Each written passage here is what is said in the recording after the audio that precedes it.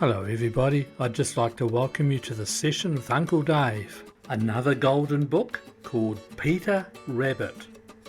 Once upon a time there were 4 little rabbits, and their names were Flopsy, Mopsy, Cottontail and Peter. They lived with their mother in a sandbank underneath the root of a very big fir tree. "Now my dears," said old Mrs. Rabbit one morning, "you may go into the fields or down the lane, but don't go into Mr. McGregor's garden. Your father had an accident there. He was put in a pie by Mrs. McGregor. Now run along and don't get into mischief. I'm going out." Then old Mrs. Rabbit took a basket and her umbrella and went through the wood to the baker's. She brought a loaf of brown bread and 5 currant buns. Flopsy, Mopsy and Cottontail, who were good little bunnies, went down the lane to gather blackberries. But Peter, who was very naughty, ran straight away to Mr. McGregor's garden and squeezed under the gate. First he ate some lettuces and some French beans, and then he ate some radishes, and then, feeling rather sick, he went to look for some parsley.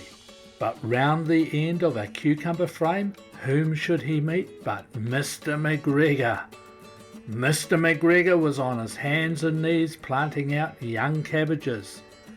But he jumped up and ran after Peter, waving a rake and calling out, "Stop, thief!" Peter was most dreadfully frightened. He rushed all over the garden, for he had forgotten the way back to the gate. He lost one of his shoes among the cabbages and the other shoe among the potatoes. After losing them, he ran on 4 legs and went faster, so that he might have got away altogether if he had not unfortunately run into a gooseberry net and got caught by the large buttons on his jacket. It was a blue jacket with brass buttons, quite new. Peter gave himself up for lost and shed big tears, but his sobs were overheard by some friendly sparrows who flew to him in great excitement and implored him to exert himself. Mr. McGregor came up with a sieve, which he intended to pop over the top of Peter, but Peter wriggled out just in time, leaving his jacket behind, and rushed into the tool shed and jumped into a can. It would have been a beautiful thing to hide in if it had not had so much water in it. Mr. McGregor was quite sure that Peter was somewhere in the tool shed, perhaps hidden underneath a flower pot. He began to turn them over, carefully looking under each. Presently Peter sneezed. Kitchy-shoo! Mr. McGregor was after him in no time and tried to put his foot upon Peter, who jumped out of a window, upsetting 3 plants. The window was too small for Mr. McGregor, and he was tired of running after Peter. He went back to his work. Peter sat down to rest. He was out of breath and trembling with fright, and he had not the least idea which way to go. Also, he was very damp with sitting in that can. After a time he began to wander about, going lippity-lippity, not very fast, and looking all around.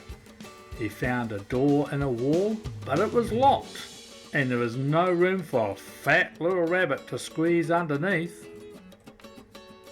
An old mouse was running in and out over the stone doorstep, carrying peas and beans to her family in the wood. Peter asked her the way to the gate, but she had such a large pea in her mouth that she could not answer. She only shook her head at him, and Peter began to cry. Then he tried to find his way straight across the garden, but he became more and more puzzled. Presently he came to a pond where Mr. McGregor filled his watering cans. A white cat was staring at some goldfish. She sat very, very still, but now and then the tip of her tail twitched as if it were alive. Peter thought it best to go away without speaking to her. He had heard about cats from his cousin, little Benjamin Bunny. He went back towards the tool shed, but suddenly, quite close to him, he heard the noise of a hoe. Scratch, scratch, scratch, scratch. Peter scurried underneath the bushes, but presently, as nothing happened, he came out and climbed upon a wheelbarrow and peeped over. The first thing he saw was Mr. McGregor hoeing onions. His back was turned towards Peter, and beyond him was the gate. Peter got down very quietly off the wheelbarrow and started running as fast as he could go, along a straight walk behind some blackcurrant bushes. Mr. McGregor caught sight of him at the corner, but Peter did not care. He slipped underneath the gate and was safe at last in the wood outside the garden. Mr. McGregor hung up the little jacket and the shoes for a scarecrow to frighten the blackbirds. Peter never stopped running or looked behind him till he got home to the big fir tree. He was so tired that he flopped down upon the nice soft sand on the floor of the rabbit hold, and he shut his eyes. His mother was busy cooking. She wondered what he had done with his clothes. It was a second little jacket and pair of shoes that Peter had lost in a fortnight. I am sorry to say that Peter was not very well during the evening. His mother put him to bed and made some chamomile tea, and she gave a dose of it to Peter, 1 tablespoon to be taken at bedtime. But Flopsy, Mopsy and Cottontail had bread and milk and blackberries for supper. Well, that's it for now. I'll see you later, everybody. Don't forget to hit the subscribe button